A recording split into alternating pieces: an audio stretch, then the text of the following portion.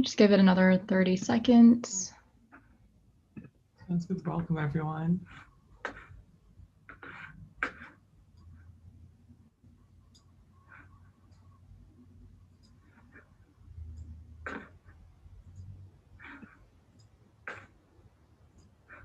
Okay, cool. Should we get started? Sounds great. Cool. Sounds good. So, hi everyone. I'm Johanna. I work in content at Branch, and I'm here with Mada and Gallant, and we'll be presenting to you today growth marketing in the modern world. And today's session will focus on paid growth and affiliate marketing. So before we start, I'll just go over a couple things and some housekeeping items. So this is the second of our four-part webinar series on growth marketing in the modern world, and it's based on a Stanford webinar course that Mada and Ethan Smith, Graphite CEO, taught at Stanford. So today's topic, as I talked about, will be paid and affiliate marketing, and the next sessions will be held on the 8th and 10th, so definitely attend those as well. And so I'll just go over some housekeeping items really quick. So the audience will be muted, but you will be able to ask questions in the Q&A bar or in the chat throughout the webinar, so please feel free to do so. This webinar is also being recorded, so you will get the recording and the slides after the webinar tomorrow. And we'll also have live polling throughout the webinar, so definitely encourage participation so you can see what other attendees respond, and the question is pretty interesting, so highly encourage it. And with that, I'll hand it over to Mada. Thanks, Johanna. So for those of you who are not here for part one that we did on Tuesday, I lead marketing and I'm one of the founders of Branch, and inspired to do this based on the course that Ethan and I just taught for 8 weeks at Stanford Continuing Studies. We wanted to do a smaller version of this online. My background before Branch, I worked on a mobile app named Kindred, and I did all the growth and marketing for that. I also host a podcast called How I Grew This. And I actually, this is not updated, but I think at this point we've had about 40 guests. So from all over growth, from product to marketing to analytics. And today, it's just going to be me and Gallant. Ethan is not joining us today. His focus is more on the organic side. So I'll let Gallant introduce himself. Hi, everybody. I'm Gallant Chen. Just some fun facts. I'm from Orange County, California. I'm a husband and a father of 3, and I'm an amateur cyclist. So my COVID year goal is to try and ride 5,000 miles in 2020. So I'm reasonably close. I've got about 300-400 miles to go in the last few weeks of the year. So fingers crossed that I'm going to be able to make it. In terms of my experience, formerly I was the VP of Digital Marketing at Zendesk. And then prior to that, I worked in online marketing at SurveyMonkey. I'm now a full-time growth advisor. I'm working mostly for B2B SaaS companies, and a lot of my work is around scaling paid marketing. So obviously, which is why I'm here today. I work with a number of different clients, including DocuSign, Upwork, Gusto, SendGrid, and Mixpanel as well. So excited to walk through some of the stuff that we have to share with you guys today. And just for background, you will, if you register for the webinar, you will get all the different parts together. There's 4. The first one was organic. Today we're going to talk about paid. Next Tuesday, virality, and then retention and activation. So you will get an email after the entire course is done with links to all 4 recordings. Great. So with that, let's talk about why ads and why our ads are important. And I think, you know, as we think about the advertising industry, I like this quote. Ads do what they're supposed to do: create anxiety relievable by purchase. So the purpose of ads, in some ways, to create the awareness, but it's also to make you want something, right? The ads today pay for most media. So without ads, we probably wouldn't have the type of media that we have. Obviously, I think because media pays for ads, it can actually influence what media is about. So I think we're seeing more and more newspapers and also streaming services, entertainment services that are starting to have ad-free versions and charging for subscription instead of ads to kind of maintain the freedom of the press. So, super fast history of advertising. It started a really, really long time ago. These are some patent notices in Pompeii that was like show, I think they were basically telling people about a certain store. And it basically started a very, very long time ago. This is a pamphlet advertising in the 1600s. Then, the 1900s started with newspaper advertising, and that's when ads really started taking off. And obviously modern advertising is all about internet ads. So without ads, media is actually dying. If you don't have ads, you can't really have media. And I think, as you see, most newspapers are actually struggling to actually get subscriptions and actually have and be able to sustain themselves without ads. So when we think about like, this is, we started with like, this is the history of ads exist. And I think a lot of companies think about ads as a way that they can build awareness. And I think the big difference, we always talk about the difference between organic and ads. And I'm a big proponent of organic. So if you've heard me talk about organic, in many ways, or the organic and virality can have much higher conversion rates. The thing about them is they're not sustainable, right? Like you could have an amazing viral campaign that can do so well and do so much better than your ads, but you could also put a lot of effort into something into your SEO or into your organic sharing and not work at all, right? We've seen many customers of Branch who like copied referral programs, for example, from bigger companies, and then just people didn't share. The ads, on the other hand, as long as you optimize and you understand your customers, it's something that you can do and you can actually predict, and you can predict the number of users that you get. And you can actually understand what's the cost of a customer. You can build LTV models. And if you look through this funnel, so this is, when you think about the advertising central metaphor, if you look through from everything from impression, click, install, open, sign up, multiple purchase and uninstall, if you actually can go and like map this particular funnel, you can actually understand exactly what your cost for the users are, what your ROI, what your CAC is, and what your LTV is, etc. So, when you think about performance marketing, you make sure that the funnel is profitable. So this is your, as I said earlier, your customer acquisition cost is everything you spend between, an impression to get someone to install, or in some cases, open or sign up. It depends how you define a customer acquisition. And then the lifetime value is like everything that you make from the user beyond that, the amount of times they purchase until they uninstall or they become dormant. And then when you think about, what can you do to optimize, this is where the optimization happens, right? The optimization happens between someone seeing that first impression and them installing. So a lot of performance marketing, and maybe some of you here are there, actually work on that optimization. And then that's basically, as you think about the targeting, you start to understand, out of those installs, which ones are actually converting and where did they come from.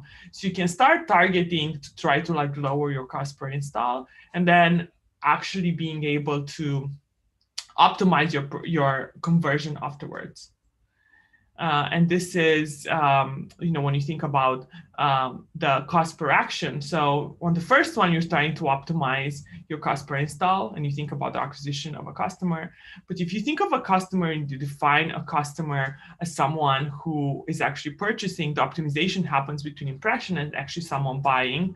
And that's how you get your like cost per action. So advertising started mainly as a targeting business based on guess potential audience. And it got much, much better over time as we start seeing intent-based advertising, where you actually understand the user's intent. I think in the early days, you were guessing the user's intent, right? Like if someone was flying, you may you made certain assumptions about that person and what they like and what they do. If someone's watching a certain show, again, you made certain assumptions. If someone's going on a highway in a specific area, you were making assumptions about them and you were guessing what their intent is and what they're trying to do. But I think with internet and modern advertising, you started having more and more information about the user, so the guessing got a lot better. And in some cases, that we'll talk about later, you actually now have intent. So when you think about the paid channels and what the brands are using, I think, it all started very high level, using just a few, and now we're seeing people use more and more. So top brands actually usually, I think this is interesting. We did an analysis looking at all our data on how many channels brands use. And top brands who are very established use 4 to 6 channels. But growth brands who are like still growing and still experimenting actually use 8 to 10. So if you are still in growth mode, you are more likely to test and try more channels than if you are an established brand. These are some of the dominant channels today. I think this is pretty self-explanatory. So then I took a step back and I tried to think, like when I think about advertising and when I ran campaigns and when I think about like how we structure advertising, how I've seen others structure advertising, I think, you can put advertising in 3 main buckets, and we'll go through each of them. And we'll go into the actual networks, and we try to go into like some more in-depth strategies. So the first bucket is based on assumed interest and based on targeting. So basically, you don't actually know the person's interest and what they're trying to do, but you know different things about them. And Johanna is going to actually have a little poll for you guys to talk about how many, like which channels do you use. So when you think about the targeting ones, you have most of display, Facebook, social, billboard, prints. And some of these, and as you'll see later as I go through some of the targeting options, some of these are much, much better than others. But again, you don't usually, in most of these, you don't understand the intent of the user, but you have a lot of information about who they are, what they like, etc. This is like the part where I think there's a lot of the privacy laws are trying to limit the amount of information that certain companies get about you, to actually limit this kind of like targeting that happens today. The second one is based on assumed interest and capture. It's not based on assumed interest, but it's actually on captured intent. So you actually know what someone is searching or what they're trying to do, and you can show them ads based on that. So Google obviously built a giant business on top of this, but you also have other like Apple search ads. Pinterest is starting to go into this with some of the Pinterest ads where, and Instagram is starting to do some of that, where you see that someone is interested in a specific type of furniture and they love a picture, so they can actually buy that specific furniture that they're interested in. So those are some of the more emerging parts in addition to search that has like obviously built a huge business on top of that. And the last type is really based on assumed interest, based on ego, trust in others. So, you're assuming an interest in something because someone is seeing something that an influencer or an affiliate, and you're basically saying, oh, like, I'm a huge fan of Cardi B, and if Cardi B likes this, I trust her, like thinking, and I'm going to buy the same thing. So a lot of this is based on like, gaining this trust from others. So, we can go through all of it. I feel Gallant, do you want to add something? Mada, I was just going to add that some businesses start in different areas of the buckets, right? And so, for example, a lot of the B2B SaaS businesses that I work with, they start in bucket 2, right? Which around this captured intent, right? And so like when Zendesk was just starting out, a lot of its initial demand was created through paid search. And it was us targeting people who were searching for help desk software or customer service software. And so these were people who were already looking for our product. We were just getting in front of them with ads, as opposed to trying to create interest from people who were our target customer, which is more of what number 1 is. Eventually, we did move into number 1. But in terms of like where we built a lot of our paid campaigns in the beginning, it was number 2. And generally, speaking, what I find is that for different businesses, different buckets make more sense. And so as you think about which to invest in first, I think you should look at your business and figure out what seems to make the most sense based on what you're trying to achieve. The other, I think, really interesting thing around this is like, are you a business that's established? Are you doing a product that's already in the market? Or are you doing something completely new? If you have a business that's established or you're doing something that people search for, I think it's important, like something that it's important to use too. But if you have something completely new, I think 1 and 3 are really important. If it's B2B. Yeah, because in a lot of cases, there won't be volume into, right? Because like people won't know what you do, right? So they're not going to be looking for something that doesn't exist. So then things like, so for example, Branch, we actually completely started in 1, and then only after year 2 or 3, when deep linking became a more established category, then we moved into 2. But no one was searching for deep linking in the beginning. So I did a lot of Facebook ads. And obviously in B2B, something like affiliates didn't work that well at the beginning because like there weren't like really anyone established. We obviously had a few champions that helped, but it wasn't a big focus for us. But if we were like a consumer brand that was trying to do something completely new, something like influencers or affiliates might have worked much better than like all Facebook targeting, although that works very well for some new brands as well. Yep, no, that's definitely true. So I think, again, where you start, I think what Gallant's point is really good. Where you start is incredibly important, and it does depend and vary business to business. And as you get bigger and established, you usually use all 3. The other thing here, I did an analysis at some point when you think about ads, and I tried to think about like all the different types of web ads versus app ads. And you have like something here, like when you think about web ads, you have a lot of like rich media native, social, SEM, and then app ads are different. And they are, you can have app to app or app install ads. And a lot of the, Facebook built a whole business on mobile app install ads, but a lot of other companies and other networks are starting to like catch up. Specifically, Google has actually surpassed Facebook in the amount of installs that come from paid through search install ads. And I think that's, they came to the market later, but like already surpassed by having that intent. And then Apple search ads also has like grown significantly. And with the changes that Apple has done with IDFA, will probably grow even more. How has COVID disrupted this? Paid ads are really interesting. So I think it's the blue there. And as the pandemic started, we saw a huge decrease in how much people spend on paid ads. And you can see it became like the lowest, these are different channels and this is based on branch data. So it's obviously not perfect, but we do have a lot of customers and we looked across a pretty big data set. So ads really decreased and then they came back up. And I think, the reason for that is as COVID hit, everyone was worried, everyone like froze their budgets. And then as they started realizing this is becoming the new normal and people are still buying things, still using things, they started spending again. And ads came back up almost close to where they were before. But we have seen a slight decrease in the past months again.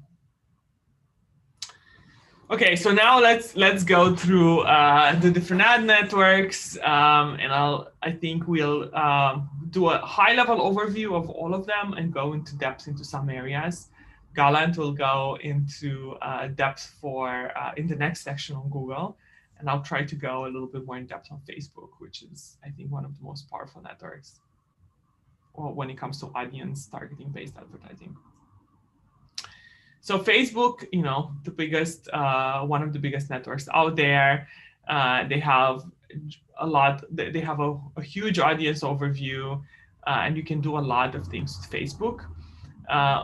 Even with the limitations that they added. So when I started doing Facebook ads in the early days, you could do things like target where people work and things like that. But they have limited this. After what happened with the last election. But even with this, the Facebook targeting is pretty spectacular. You have a lot of reach. and you can go very, very deep with the type of things that you do. The ad types also, if you compare this with all the other networks that are based on like audience targeting, are really awesome. You can do a lot of like in the brand awareness, reach, traffic, engagement. You can go by conversions, etc. And they have a few different targeting types. So, saved audiences, which are, audiences that you create and you can actually save and reuse. Custom audiences, which are, you can actually upload different groups of, so you can actually upload to Facebook your specific customers, and then you can actually create an audience if they actually can match their emails. Obviously, to do that well, you need to have their Gmails. Most people don't have the work address. If you have the work address of people, it's harder. So this is harder to do for B2B, but in B2C, this can be really good. And then my favorite, which is lookalike audiences. In my experience, those have always been the best performing. So you can take one of your saved or custom audiences and create a lookalike, which means that Facebook will use their data, which you don't have access to, but create an audience that looks the same as your save or custom audience. Those customers are new customers, but they have the same attributes as the customers that you already have. So you could, let's say, take all your existing best paying customers, upload them to Facebook. If Facebook matches them, they can then create a lookalike audience of those customers that looks the same, but they're new customers. And then, I went and took some screenshots of all the different targeting that you can do. And it's like really, really amazing. And I think if you compare it with some of the other networks like Snapchat, TikTok, Twitter, LinkedIn, it's way, way more advanced. With the others, you have like 4 or 5, types of like targeting. And with this, you can target the world. So you can create really interesting audiences and groups when you do this. So, one really fun thing that you can do with Facebook, especially if you're earlier on, you can actually understand who your customer is. So when we built our own app a while back, we actually didn't know who our customer was. So we started running a lot of ads to everyone, but started like targeting, right? So we were like, okay, men versus women. Oh, wow, women click a lot more. Let's see if we break down women, moms versus non-moms. Moms seem to really like it. Well, what type of moms? Moms with children, with multiple children, with new children. So we actually found that moms with children between 0 and 3 when it was their first child, and teenagers in long distance relationships were our two actually customers. But we did all of that just by I think over a month. We ran a lot of different ads, and we would just when we saw an audience that worked, then we would add other filters and keep breaking down and keep comparing. And that's how we understood who actually was super interested in our product. So we started with the product without actually quite understanding who are targeted, who would actually buy it. And at the end of this, we actually understood who was most interested in our product and who was our really key customer. You can also do things like test concepts. So when it comes to virality, virality talks a lot about different emotions drive different types of clicks and different types of virality. So I did the whole experiment using $20 and cats. So I had, I basically just had an article that talked about cats, and I was trying to test, does the fact that do negative feelings actually drive more clicks? So I renamed the article, and I had an audience that was only cat lovers, and you can see that the click-through rate when you call this 83 reasons why you should not get a cat, it's much higher than the click rate for others. So anger, it was the highest click rate when I tried to go with anger. But so the point of this is that you can experiment anything, right? You can have a product that you don't already have and run some Facebook ads and target some people and see if they would be interested in, even though, before you build something, Facebook is a really great way to prototype and test. Sorry, I'm just going to end the poll. So that's Facebook. The other like big ones are LinkedIn.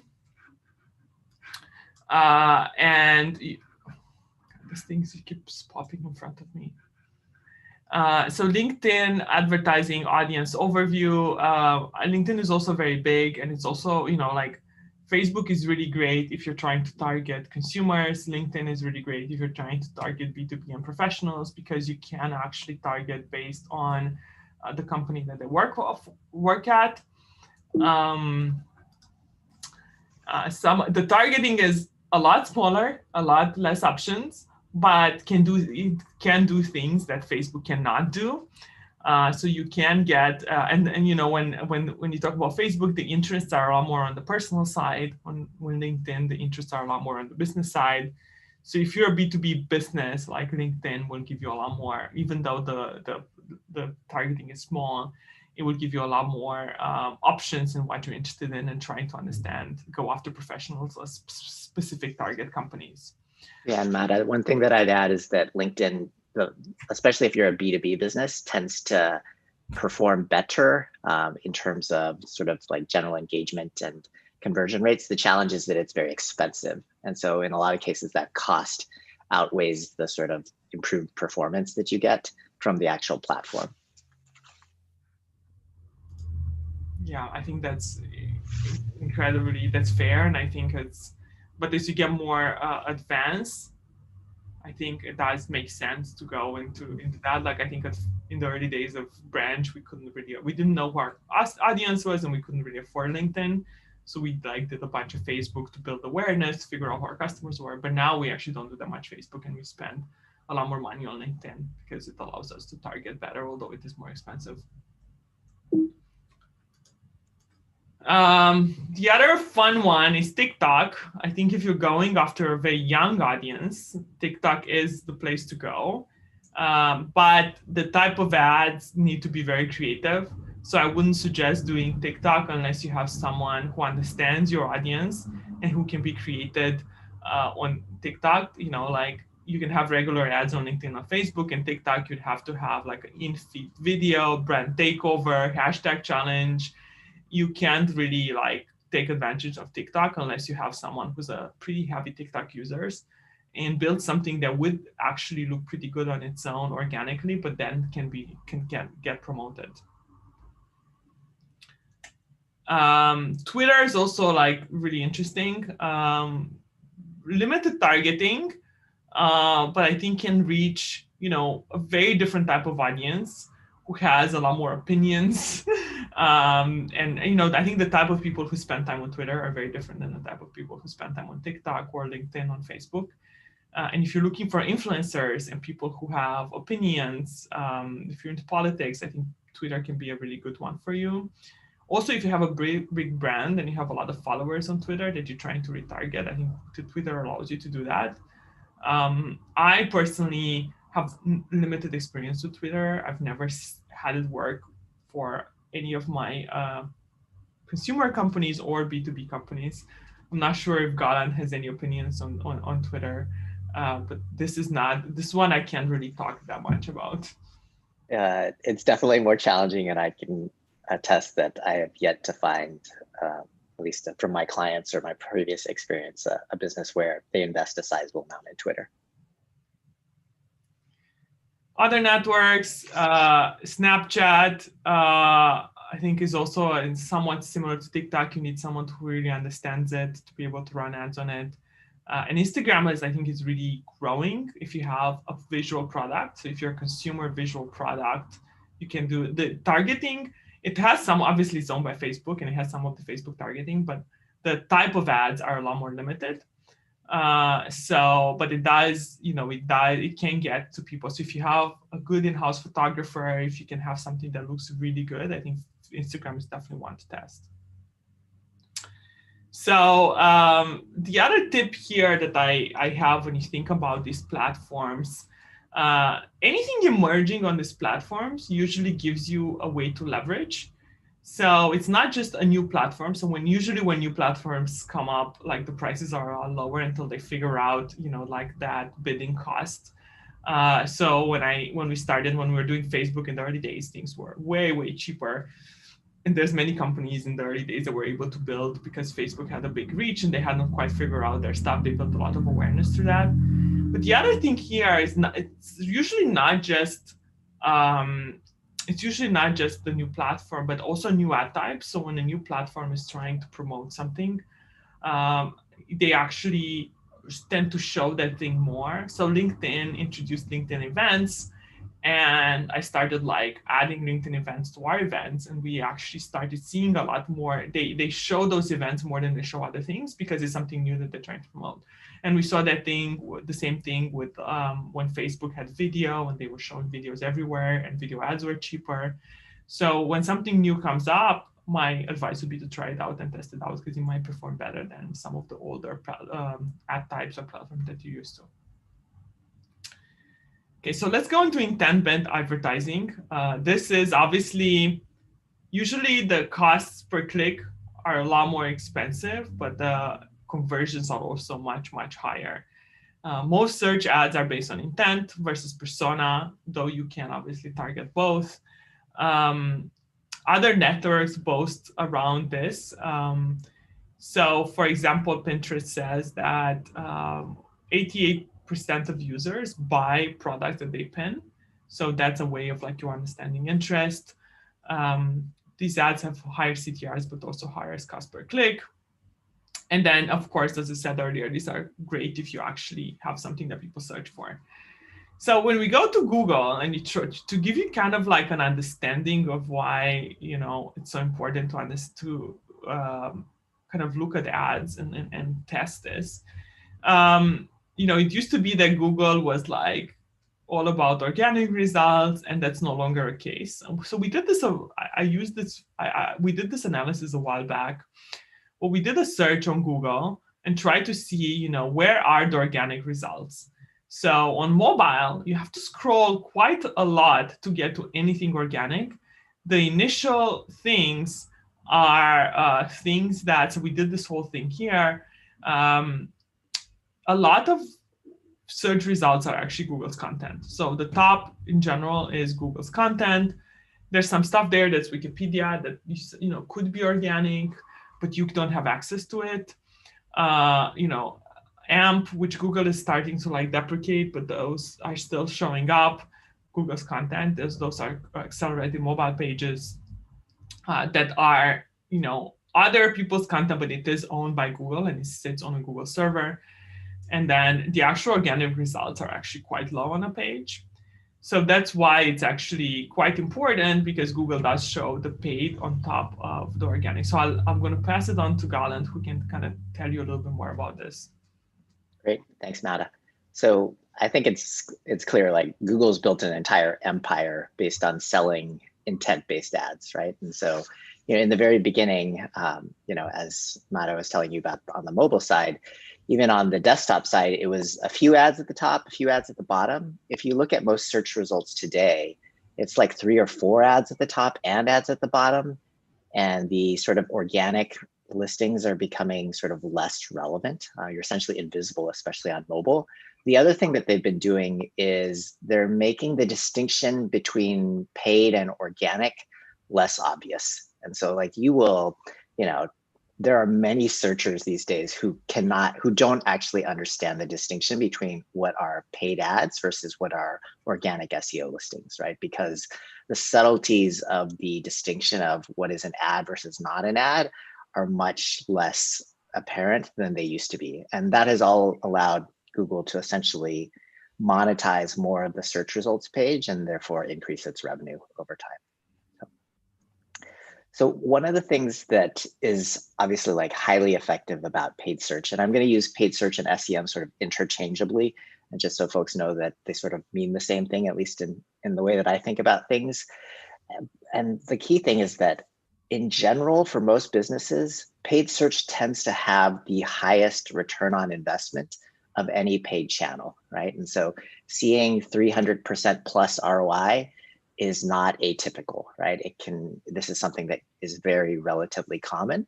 The other thing is that it tends to be one of the larger channels that people invest dollars in, right? And so if you see this example on the below on the right, I think this advertiser is spending roughly about 35,000 a day, which translates to about $1 million a month. And that is not an uncommon amount of money to be spending on paid search. So, it's a channel that tends to have very high ROI and where you can actually scale it and spend significant dollars. Next slide.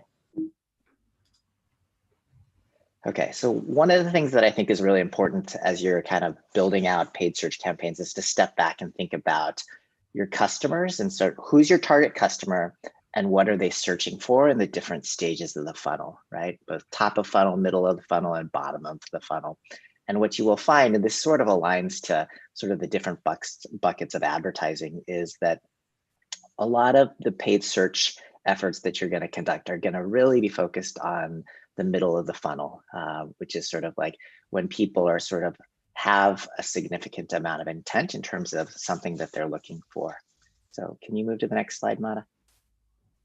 So just to give you guys a sense for kind of like how to think about this stuff, and it's pretty basic, but I think it's good to sort of understand and think about like, how do you actually build this stuff? So at Zendesk, like we wanted to find people who are already looking to buy what we sold, right? And so, a lot of times people think about this just as keywords that you're bidding on, but from my perspective, what you're really trying to understand is intent, right? And the way that we did this is we sort of stepped back and said, what are the topics of sort of our product and what we do that we want to collect? And so it's sort of like help desk and ticketing and knowledge base.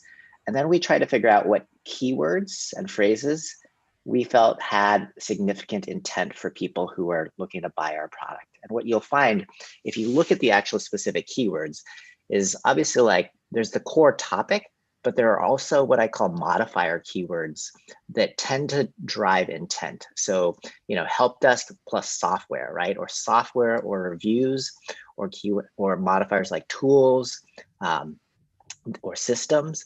These are keywords where by virtue of the fact that they're searching for software or a tool, right? Or that they want reviews, it means that they're in the buying consideration phase, right? Because they're actually looking for a solution that your product sells. And if you're able to target those types of keywords as opposed to more generic keywords, you're able to run campaigns that can be pretty effective and can have high ROI.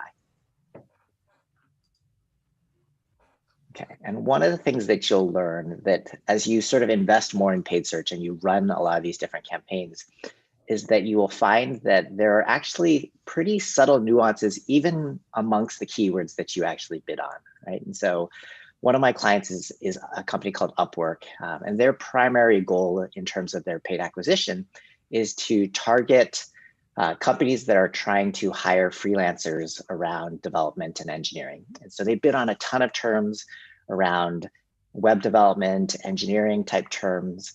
And what they found is that there are actually pretty significant differences even amongst these terms, right? And so if you look at sort of these keywords, like if you think about web developer, right? What they've actually found is that someone who's just searching for web developer, the singular version of the word, tends to actually be someone who's more interested in just learning. Like they want to know what is a web developer, right? They're not necessarily actively looking to buy. Whereas when someone actually searches for web developers, plural, they actually tend to be have higher intent in that they're actually looking to find web developers. And so by virtue of them adding that single modifier of just the pluralized version, it actually signals pretty different intent. And so the value of those keywords is pretty different. And then going even further, if they add a modifier like hire, then that means that there's actually very strong intent. And so like hire and find keywords for Upwork tend to be the highest performing in terms of the conversion rates that they actually see from all their campaigns, right? The challenge with this is that as you go down the funnel and have higher intent, what happens is that there tends to be less volume. So while hire web developers is an amazing keyword for Upwork, there's just not that much volume in it. And so in order to run campaigns at scale, you need to be bidding on keywords that have different levels of intent combined with sort of the levels of volume in order to sort of meet your overall metrics and your overall goals. Someone's asking, how do you balance volume with performance? It's a good question. Like, so part of it is you have to think about the overall portfolio, right? And so at a high level, you should set goals for what you're looking to get in terms of a return on investment, and then what you're trying to achieve from a volume perspective, right? And what you will find is that there's going to be some keywords that are performing above your ROI, right? And then there's going to be some that perform below. And the goal is in aggregate that you're able to achieve your goals. And so you kind of have to think about what's going to get you to your total number amongst the different types of keywords that you have. And over time, what you will find is you will probably create sort of like different campaigns that have different performance. And what you can do is move the levers up or down in terms of different types of campaigns that have either more volume or more performance, depending on what your goal is, right? So like going back to that, the original example of the 300% ROI, right? So that company is obviously doing very well in terms of their return on investment. They could make the trade-off that says, hey, like I don't need a 300% ROI. I'm comfortable with 100% or even break even profitability if it means that I can double, triple, or 10x my volume, right? And so that's kind of one of the things that is going to be important for your business, is to figure out, what am I really trying to achieve? Am I trying to achieve sort of more volume at a lower profitability, or do I really want these campaigns to drive up my margins of my overall business?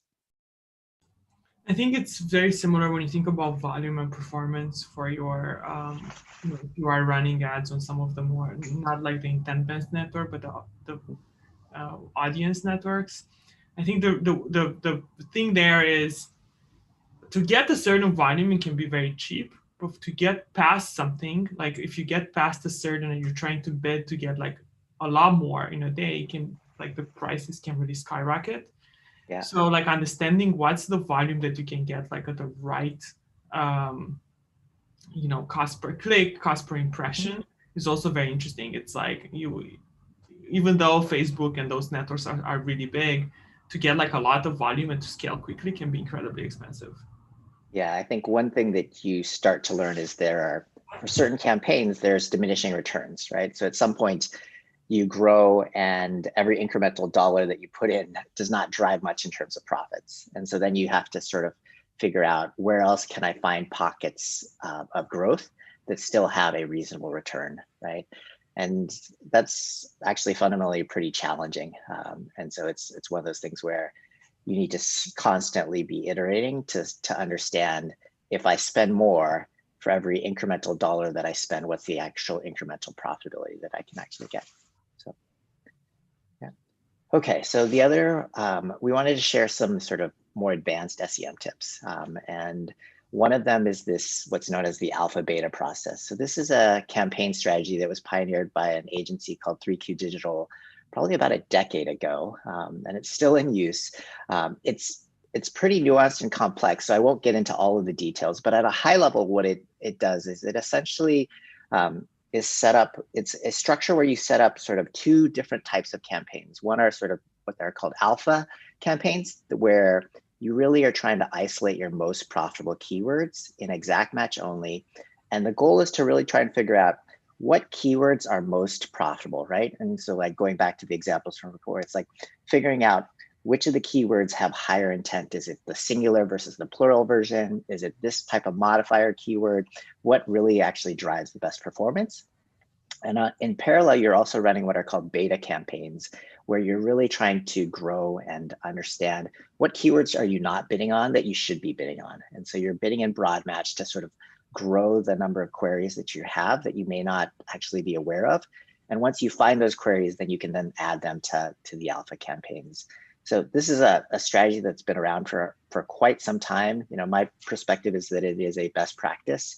Most of, actually all the clients that I work with have used an alpha beta campaign structure, and all the companies that I've worked with have done the same. In the beginning, when you're first starting out, it's probably not as necessary, but if you're looking to scale your campaigns over time, I definitely would encourage folks to check it out. Okay, the other advanced SEM tip that I would encourage folks to look at as they're investing in paid search is taking advantage of Google's smart bidding. So it used to be, probably 3-4 years ago, that most sophisticated paid search campaigns were managed using manual bidding, right? And at the time, Google's tools were pretty crappy, and I would have told you not to use them or consider them. But a lot has changed in the last few years. Like Google has made a very significant investment in improving their smart bidding technology, and target CPA, and in particular, target ROAS, which is target return on ad spend, are really good, right? And so like one of my clients, Thumbtack, they actually moved from manual bidding to target ROAS and were able to grow the volume of their campaigns by 10x, right? And so, in a lot of cases, moving to target ROAS can unlock significant growth for different campaigns. And the reason for that, could you move to the next slide, Mada? Is because Google AI and artificial intelligence is taking advantage of a number of proprietary signals that they don't share with you, right? So if you're doing manual bidding, like you could obviously control what keyword you're bidding on, but not the actual query, right? You can choose the daytime, you can choose the device, you can target by location, but that's pretty much it, right? Whereas the reality is Google has all this information on a real-time basis of every single search, right? So they know the operating system of the user, the browser, they know the language preference, they know not just the keyword, but the actual query that the person is searching for. And they can use that data and collect it and understand all these different factors and if they have an influence on your performance. And assuming you're actually sharing your data with them in terms of conversions and your revenue data so that they can target either on a CPA basis or on a return on ad spend basis, they are able to be much more effective than you can from a manual perspective because of all this data that they unfortunately don't share with you, right? So you could argue that if they shared all this data with you, a manual campaign strategy could still make sense and compete. But given that you don't have access to this stuff, for most advertisers, I find at this point, using smart bidding is the preferred way to go about things. So, yeah. Okay, with that, I will hand it off to Mada, who's gonna talk to you guys about Apple Search Ads. So Apple Search Ads is a really interesting one. It's definitely increased a lot in volume and the amount of app installs that they get. I think they're the third network after Google and Facebook right now in the amount of paid app installs that they drive. The interesting thing about it is they do show ads based on the keyword. There's no stats. I find it hard to find stats around this recently. But when I looked about this, I think about a year ago when they were still like kind of emerging, there were stats that said that 90% of the searches in Apple, in the app stores are actually branded, meaning 90% of searches, people are searching for a specific app. And if you show other apps, people are more likely to buy a competitor. So a lot of people are actually bidding on competitors or bidding on their own brand. So to actually, get traffic from people searching for your own app, you now have to pay. Apple stated that 70% of all downloads come from searches, but again, 90% of those are people searching for something specific. And conversion rate sits at 50%. They generate the download that 77% of search ads generate the download that the end user was not expecting. And then a lot of 56% of users reinstall ads. So they might, remove an app and then come back and add the app back. Some things around optimizing, building strong campaign strategy. I'm not going to go through this. I know we're like running short on time, but we will send the slides after, in addition to the recording. But some things here, it's just really around bidding, designing your ad group and keyword structure similar to Google, segment and target users based on gender, age, etc. And then you can also segment and target existing versus new users. This is kind of how the Apple Search Ads looks, and the group settings, obviously not as advanced as Google or some of the other networks, but growing over time. And I think it will keep growing with the current IDFA changes that will make it harder to target one other networks. The other, the one tip here that I think we mentioned earlier, you can use paid ads to find your customer and improve SEO as well. One thing that I've done in the past is you can actually, Google does look at social, when it comes to SEO, Google looks at like social signals. So if you run ads, but you do them as promoted ads and you don't add any kind of like tracking to those ads, so anything at the end of the link, Google could think that it's actually social traffic and improve your SEO. So for example, I would have an article that I ran on Branch and I wrote a year ago, and then I would test putting $500 and I would like do it as a promoted post. I wouldn't get any kind of tracking on it, so it looked like it was actually organic, and I could get my article from page 3 to page 1 within a week of like running ads to it on some of these organic searches. And I would do it in places that were cheap, like India or Indonesia. So I could actually get a lot of traffic that looked organic on a place like Facebook, but you could probably do something like this in Snapchat and others, or Twitter, to actually like boost your the SEO for some of your posts. This is obviously a trick, and I've seen it work multiple times, but you should test this yourself to make sure it continues working. Yeah, and Mada, the other thing that I would say is it can also work the reverse, which is in some cases your organic can inform your paid, right? And so, for example, Upwork, one of the things that they've done is there's a lot of keywords that are sort of longer tail that have very little volume from a paid perspective. But if you look at organic SEO over time, they actually have enough data to determine what the value of some of those clicks are or visits. And then they can therefore determine what the appropriate cost per click is to pay for the paid side based on the existing organic data that they have, right? Because otherwise it would take them too long to bid on those keywords. They would need to wait, many, many months before they had an understanding of the actual performance of the keywords. And in some cases, they could end up spending a lot of money. So it actually can work both ways, where organic can inform paid and paid can inform organic, back and forth. Makes a lot of sense. So let's move into trust-based advertising. I'll try to go super fast through this, so we have a few questions at the end of a few minutes at the end for questions. And I think some of the questions you guys are asking are really good. Trust-based advertising is really like you basically are buying someone's like influence or trust with your customers and trying to get them to promote your products.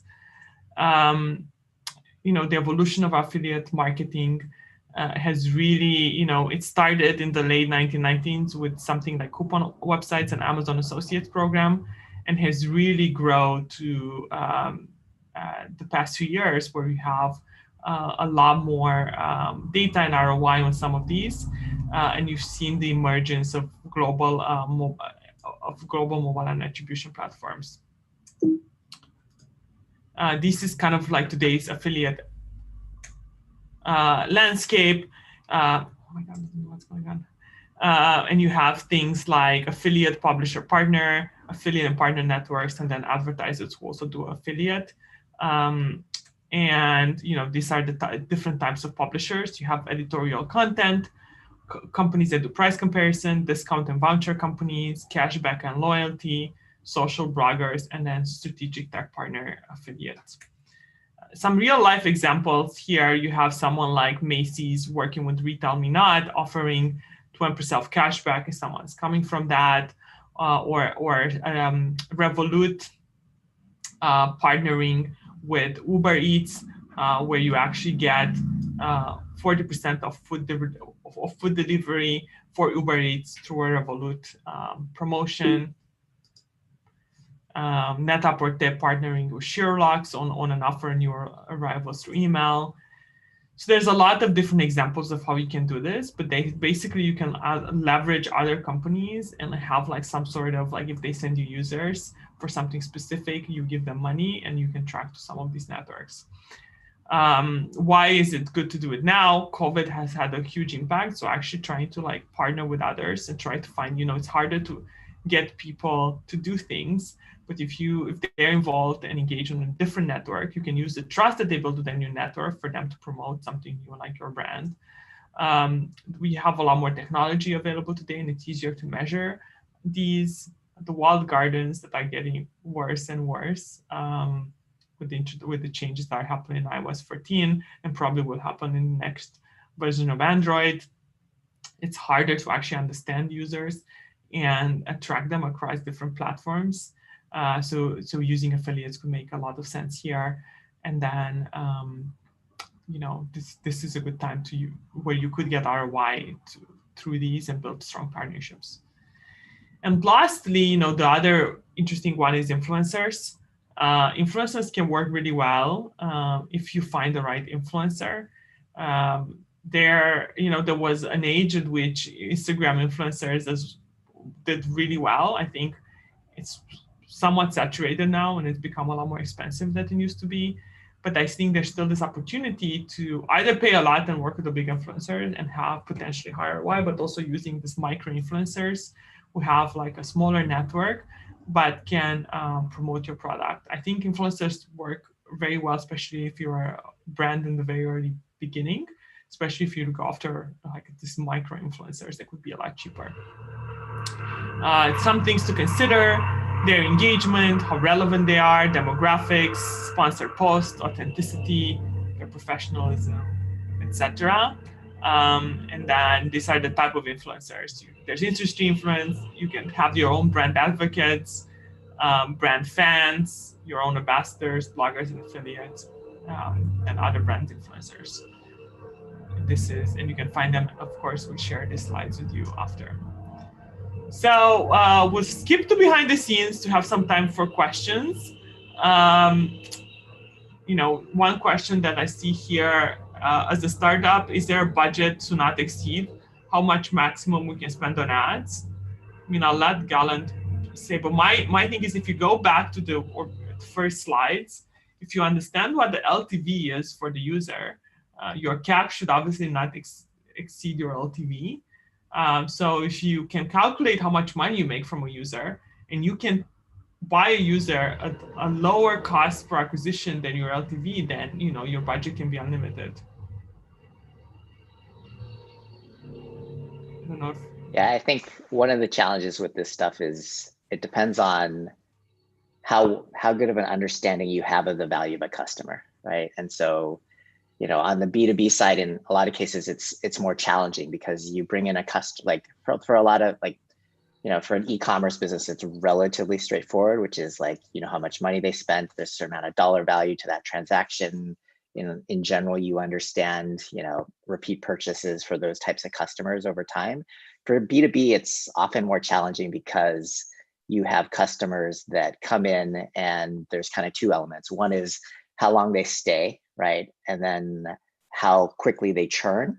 And then the other challenge is, for many of these businesses, there's actually a significant expansion component, right? Which is like a company that comes in and initially is spending, $100 a month with you may grow to, 500 or 1,000 or potentially much more than that over time. And so being able to understand the actual value is more challenging, right? And the other challenge is sort of like, do you want to pay sort of like full lifetime value, and therefore your payback period is going to be much longer? And that can be okay if your focus is on growth. The challenge is that from a cash flow perspective, you may run into a world where you may be profitable, but you may be bleeding cash because you're acquiring customers on a profitable LTV basis, but a lot of that revenue is back end weighted. So you're not actually going to get that revenue for 2 or 3 years out. And so therefore, if you do that, you need to have enough of a budget. And if you're a private company, you need to have enough of a war chest to make sure that you can fund that. And then therefore ultimately reap the rewards of it longer term. So it's sort of like the challenge of figuring out what is your actual LTV is oftentimes more complicated than literally like we have the same LTV for every customer. That would be the other distinction that I would make, which is for some businesses, like not all customers are created equal. And how do you determine which customers are significantly more valuable and therefore that you would be willing to pay a lot more for?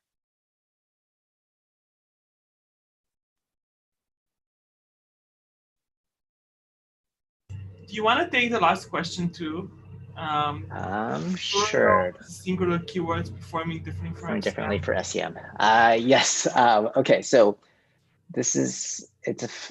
so Google definitely considers them close variants. And so in a lot of cases, even if you're targeting keywords on an exact match basis, and so like take my example, like if I bid on web developer, right? Google will oftentimes match as a close variant the pluralized version of web developers or vice versa. That is, from my perspective, abstracting the difference between the two, right? And so if you don't actually separate those campaigns out, you won't actually understand that difference over time. There are ways that you can focus it so that you actually just get those keywords by negativing the actual other variants out. And so there's scripts to do this. You can do it manually. Most of my clients that do this do it programmatically, right? So for the example of, if I only wanted to bid on web developers plural, right? Then I would have to bid on that as a exact match keyword. And then I would have to negative out the close variant of the singular version so that I only get the plural version, right? And then you would do the vice versa. And you can start to understand the difference. You know, for a lot of keywords, it doesn't matter, right? In terms of, you know, pluralized versus non-pluralized or different stems and whatnot. But I find that in some cases it can matter, and the difference between understanding those things can actually be fairly significant in terms of performance. But it's something that you have to learn over time for your business specifically. Great. And I know we're out of time. And thank you so much, Gallant, for joining me today. And of course. Thank you everyone who came and for being so engaged and asking great questions. And hope we see you guys in session 3. Thanks, Bye, everyone. Great. Thanks, everybody.